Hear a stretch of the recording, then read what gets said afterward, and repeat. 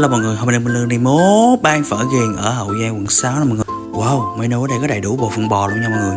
Rồi ok, Minh Lương thì gọi phần đặc biệt đầy đủ nha mọi người. Tái, nạm, gầu, viên, gân, đuôi, phèo, rồi biến, rồi lòng có hết nha. Hello mọi người, hôm nay Minh Lương múc ban phở nha mọi người. Phở ghiền Hậu Giang nha.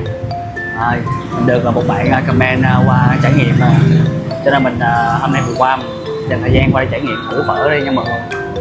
Đó, Minh Lương cho chanh với lại gầu vô nha.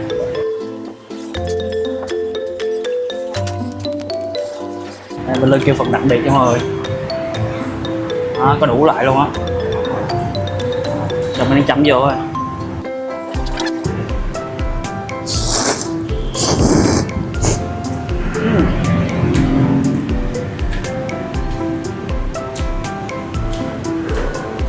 Một vị thanh nha mọi người.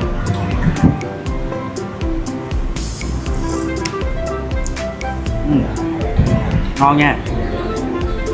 Nước lèo đây hầm bò cũng lâu á. Thấy cái xương bò ở đây cũng ngon nè mọi người, mềm nha. Đó, thử miếng gân đây nha.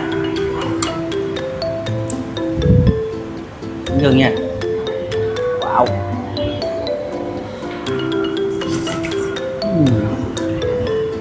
Mềm với môi hả?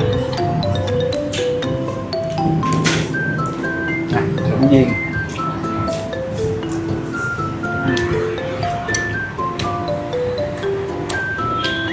Ngon ha.